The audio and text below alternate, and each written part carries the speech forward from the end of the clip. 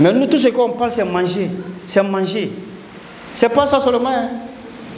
Quand il y a un décès, on ne prépare rien pour ceux qui arrivent. Nous, on a des soucis, on a des problèmes. On a perdu notre papa, notre maman. On a perdu un être cher. Et on va dépenser encore pour vous nourrir. Ça, c'est pas la sunna du prophète alayhi salatu wa salam. Mais c'est interdit à nos mamans, à nos femmes et à nos femmes musulmanes d'utiliser le parfum, que ce soit Ramadan ou pas. Elle peut utiliser le parfum pendant qu'elle est avec son mari à la maison. Il n'y a pas de problème à cela. Mais les femmes qui mettent parfum pour aller au travail, islamiquement, c'est interdit. C'est pas moi qui le dis, c'est le prophète alayhi salatu wa salam. Il dit même la femme qui met parfum pour venir à la mosquée, il interdit cela à la femme. Ayyuma mar'atin massatil bukhura fala taqrabanna masjidana hada. Allahu nuru as-samawati wal-ard mathalu nurihi kamishkatin fiha misbah. Les ulama disent celui qui lave le grand lavage et qu'il oublie une partie, il y a une partie de son corps qui n'a pas été mouillée. Il s'est rappelé un mois après. Il s'est rappelé un mois après. Il reprend le lavage et les prières de un mois après. Et Dieu merci, prière de un mois, c'est pas beaucoup, ça fait 150 prières. Il reprend les 150 prières. Ça, c'est celui qui a lavé, hein, et il a oublié une partie. Imagine celui même qui ne sait pas comment on lave Janaba. C'est pour toi même, tu ne pries pas même. Premier acte obligatoire de la prière, c'est la purification. Il faut te purifier. Al-Fa ibn Hada. Quand c'est des souillures qui doivent être purifiées par l'ablution, on le fait par l'ablution. Des souillures qui doivent être purifiées par le lavage, on le fait par le lavage. D'abord, on va donner les causes rapidement, les causes qui permettent à l'homme, ou bien qui obligent le musulman, je dis bien le musulman, à laver le lavage, il y a le grand lavage obligatoirement. C'est celui qui a vu, il y a une personne qui a vu ses superbes d'abord, à travers les différentes manières, soit à travers un rapport sexuel, ou bien c'est une personne qui lui-même, il a joué avec son parti intime jusqu'à ce qu'il a vu ses liquides, ses superbes, il doit laver le janaba. Ou bien il a vu en songe, il est avec une femme, ou bien une femme avec un homme, et dans ce rapport, dans le songe, après d'avoir se réveillé, il a vu le superbe sur lui. Donc il doit laver janaba. Une femme qui s'est purifiée de ses menstrues doit laver janaba. Une femme qui s'est purifiée aussi du sang d'accouchement doit faire ce lavage avant de commencer à prier. Une personne qui s'est convertie en islam doit faire ce lavage d'abord avant de commencer à prier. Mais il peut se convertir avant le lavage. Ça, c'est bon à préciser. Il y a des gens, quand quelqu'un vient se convertir en islam, on y va te laver d'abord. Et s'il met dans la douche? Donc ça ne se fait pas. Quand il vient, on lui dit directement de prononcer les deux phrases. Ashhadu an la ilaha illallah, ashhadu anna Muhammadan Rasulullah. Il prononce, il est musulman. Mais ça, supposons que c'est à 10h, 11h, avant l'heure de la prière. Maintenant qu'il est l'heure de la prière, on lui dit va te laver avant de venir prier. Al-Fa ibn Hada. Il peut prendre la shahada, les deux phrases, sans prier, sans se laver. Mais il ne peut pas se laver, il ne peut pas prier sans se laver. Utilisation du parfum pour le musulman, l'homme étant en jeûne, il n'y a aucun souci à cela. Un homme musulman étant en jeûne, Ramadan ou pas, on peut utiliser le parfum. Le parfum, on sent l'odeur, mais ce n'est pas une nourriture. Rasoul dit c'est ce qui rentre dans le ventre qui peut annuler le jeûne. Al-Fa ibn Hada. Mais c'est interdit à nos mamans, à nos femmes et à nos femmes musulmanes d'utiliser le parfum, que ce soit Ramadan ou pas. Elle peut utiliser le parfum pendant qu'elle est avec son mari à la maison. Il n'y a pas de problème à cela. Mais les femmes qui mettent parfum pour aller au travail, islamiquement, c'est interdit. Al-Fa ibn Hada. C'est pas moi qui le dis, c'est le prophète alayhi salatu wa salam. Il dit même la femme qui met parfum pour venir à la mosquée, il interdit cela à la femme. Ayyuma mar'atin massatil bukhura fala taqrabanna masjidana hada. N'importe quelle femme qui met parfum ou wusuna de ne pas s'approcher de ma mosquée. Tout ce qui peut amener la femme à être attirante, elle ne doit pas le faire en sortant. Elle peut le faire pour son mari à la maison. Mais elle ne doit pas faire cela pour provoquer les gens dehors. Et quand tu parles, on dit non, l'islam est difficile, c'est rentré, sorti ici. Quand on est musulman, là, on doit accepter de vivre comme une personne musulmane. Tu n'es pas musulman, mais parfum, fais ce que tu veux. Mais quand tu es musulman, il faut respecter les règles de l'islam. On ne peut pas être musulman et imposer les règles des autres aux musulmans. Ça ne peut pas se faire. Tu es femme musulmane, non? Tu veux imiter le prophète, alayhi salatu wa salam? Voilà ce qu'il a donné comme conseil. Nos mamans peuvent sortir, aller travailler, aller acheter, aller faire leur marché, faire ce qu'elles veulent, qui n'est pas haram. Mais en sortant, ne porte pas des habits qui peuvent y aller attirantes, qui peuvent provoquer les gens. Ainsi que le parfum. Mais avec ton mari, porte l'habit que tu veux dans ta maison. Avec ton mari, parfume-toi comme tu veux, fais-toi belle, fais-toi, donne bon odeur à ton mari. C'est permis en islam. Donc dans le mois de Ramadan, ou pas, c'est permis pour les hommes d'utiliser le parfum, jour comme nuit. Mais pour les femmes, c'est interdit d'utiliser le parfum en sortant. Mais étant avec son mari, sa famille à la maison, il n'y a aucun souci. Comment faire pour célébrer un défunt parent? J'ai un parent qui est décédé. Oui. Et bon, en 2024, comme ça, dans un mois, si le mois là vient là, oui. Comment il faut faire quoi? L'anniversaire d'un décès quoi? Voilà. Quand quelqu'un décède, en islam, je parle, dans la sunna du prophète, nous n'avons pas besoin pour dire si sa date anniversaire, on va célébrer cela. Quand un parent décède, ce qu'on nous demande, c'est quelques éléments. D'abord, c'est de faire dua pour le parent décédé. Et ça n'a pas de période. Même ceux qui te disent 3 jours, 4 mois, 1 an, ils n'ont pas de dalil. Il n'y a pas de preuve. Les imams qui disent après chaque décès, là, chaque 3 jours, ou bien 7e jour, ou bien une semaine, après 1 mois, 4 mois, 1 an, pour faire sacrifice d'un décès, il n'y a pas de dalil dedans. Et même ça, c'est une coutume, mais ce n'est pas une religion.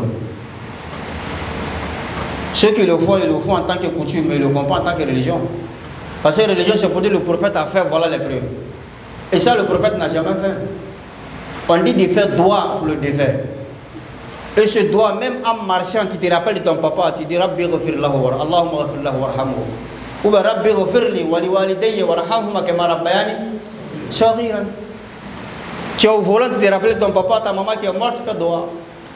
Tu es couché avant de dormir, tu te rappelles de lui, fais doigt. N'importe quelle situation, n'importe quel endroit, tu te rappelles de lui, fais doigt pour lui. Ce n'est pas lié à on va aller faire doigt 3 jours et 1000 ans après on ne fait pas doigt pour lui parce qu'on a fait 3 jours. Premier élément, c'est de faire doigt. Deuxième élément, c'est de faire quoi? C'est de faire sadaka jariya pour les parents décédés. Et ici, nous, on fait mal les sadaka. Tout ce que nous on fait après le décès ici, comme sadaka là, ce n'est pas conforme à la sunna du prophète alayhi salatu wa salam. Celui qui va accepter, qu'il accepte, celui qui refuse, c'est son problème. Mais le prophète n'a pas fait sadaka comme ça. Décès un jour, on a 3e jour, 4e jour, 7e jour, on appelle les gens, on va mettre 1000 bâches. On va tuer 2 bœufs ou bien 20 bœufs, 1000 bœufs si on veut. On mange sadaka la même jour, on s'élève, on s'en va. Les pauvres même qui doivent avoir le sacrifice pour que ce soit du bonheur pour la personne dans sa tombe, ces pauvres-là même n'ont pas accès à ces sadaka-là. Les bonnes parties, on donne ça aux imams qui sont riches, les patrons qui sont venus, ça, eux, on donne les bonnes parties. Il y en a même qui oublient ça dans sa voiture parce qu'il n'a pas besoin de ça. C'est quand ça va pourrir, l'odeur va le faire savoir quelque chose dans le coffre de la voiture. Donc du coup, on ne fait pas ça d'accord pour nos corps. Ça c'est un. De deux, quand quelqu'un décède là, ce n'est pas lui qui doit préparer pour les gens. C'est les gens qui doivent préparer pour lui. C'est ça l'islam.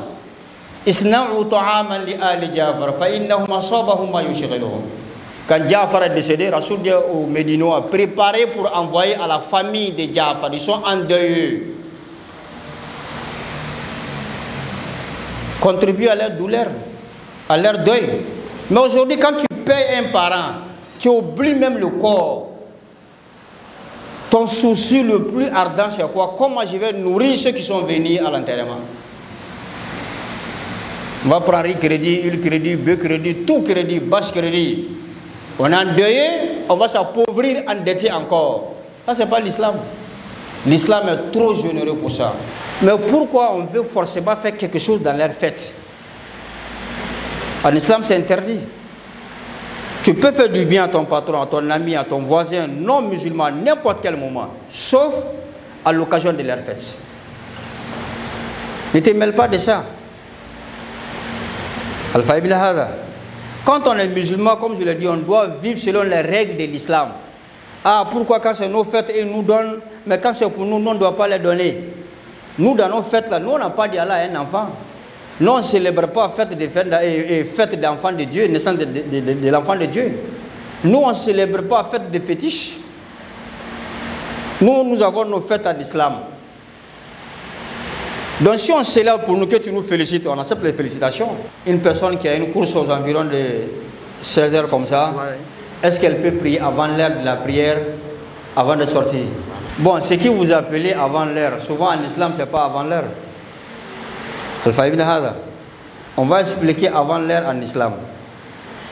Je prends l'exemple du cas de la prière de jour. Celui qui a des courses à faire à 13 heures. Il dit, bon, si j'attends 13 heures, je ne pourrai pas prier à l'heure. Donc, du coup, il est 10 heures. Moi, je vais prier à 10 heures avant de sortir. Ou bien il est 11 heures. Ou bien midi 00. Je prie avant de sortir. Parce que 13 heures, je ne pourrai pas prier. Ça, c'est une prière effectuée avant l'heure. Al-Fa ibn Hada. Parce que la prière des jours commence à partir du moment où le soleil commence à s'incliner vers le coucher. Les ulémas disent ça à partir de midi 30, midi 40, 45 par là. Al-Fa ibn Hada. Ça, c'est les premières heures de la prière des jours. Donc, tu as une course à 14 heures, tu peux prier à 13 heures, à midi 45, aller faire tes courses, il n'y a pas de problème. Pour les femmes, parce que les hommes vont aller prier à la mosquée, il n'y a pas de problème à cela. Al-Fa ibn Hada. Et c'est valable aussi pour des hommes qui sont dans certaines situations qu'ils ne peuvent pas aller prier à la mosquée. Donc, c'est valable pour eux aussi de prier à la maison à midi 45 ou 13 heures pour aller dans les courses à 14 heures. Il n'y a pas de problème à cela. Mais une prière effectuée avant midi 30 et avant midi 45, donc c'est considéré comme une prière effectuée avant l'heure. Ça, ce n'est pas valable.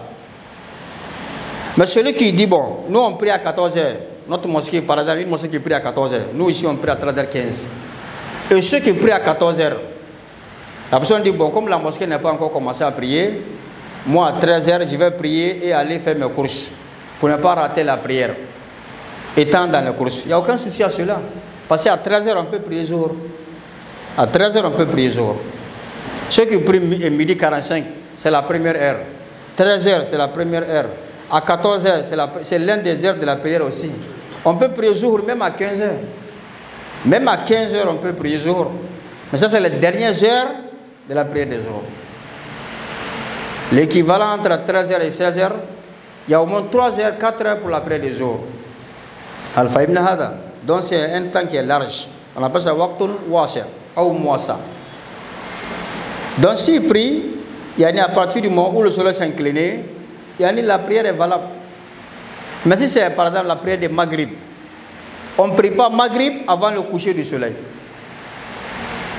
Bon, comme je suis pressé, la prière c'est après le coucher du soleil. Donc moi je vais prier à 17h ou bien 18h00 avant d'aller faire mes courses pour ne pas rater la prière. Donc ça c'est pas permis. Parce que l'heure de la prière n'est pas encore arrivée d'abord. Al-Fa ibn Hada. Donc on ne prie pas avant l'heure fixée par l'islam.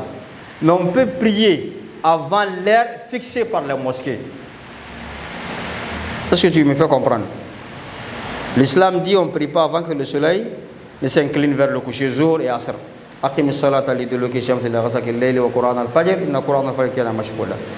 Donc une fois que l'islam a précisé qu'on ne doit pas prier avant que le soleil ne s'incline, donc midi moins on ne prie pas, jour. Mais la mosquée a fixé l'heure à 14 heures. Toi, musulman, tu peux prier à 13 heures, il n'y a aucun souci à cela.